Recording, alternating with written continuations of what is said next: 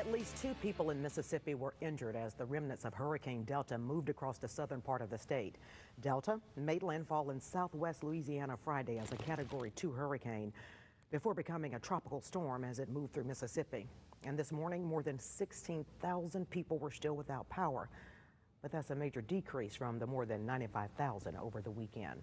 And just weeks after Hurricane Laura slammed into the state, folks in Louisiana are trying to recover yet again, this time from Hurricane Delta. The storm, as we mentioned, made landfall as a Category 2 over the weekend, killing at least 2 people. And Mid-Southerners are on the ground helping as the recovery efforts continue there. Local 24 News reporter Jalen Socek tells us how they're lending a helping hand. It's all new at 5.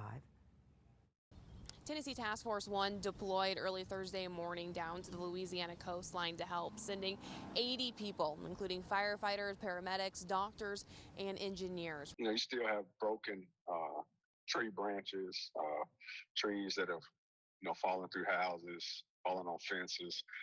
Roofs that are gone. Deputy Director Colin Bress and the Tennessee Task Force 1 team are surveying damage and helping people to run generators safely in Lake Charles, a community hit twice by both hurricanes Laura and Delta. You could tell kind of where the damage was previously, but now it's just trying to locate, okay, well, who has the new damage and, what do we need to do to mitigate it? By mid-afternoon Sunday, Barres said they checked more than 2,000 buildings for damage. They also helped with a backlog of 911 calls after the storm initially hit.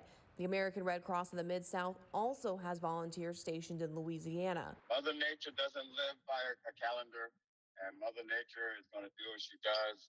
So the only thing I do is wake up every day to see how I can help further. Volunteer Francis Porter of Memphis has been on the ground in the Bayou State for more than a month since Hurricane Laura, feeding people and distributing supplies to storm victims. Folks that were affected by it twice fold. Some of them are just totally in dismay. Some of them are, they really, really don't understand how this could be happening again. Both the Red Cross and Tennessee Task Force 1 have been asked for a lot of help. Hurricane Delta was the 5th deployment for the task force in the last few months. To make a difference for somebody else in their community in a time of need, it's a good feeling. So it helps drive what you do. And we can rest later, but we just want to make a difference here. The task force has also responded to Hurricane Laura, Sally, Beta, and the Oregon forest fires. They're not sure exactly how long they're going to be spending in Louisiana, but they said they will stay there until they are told they are no longer needed.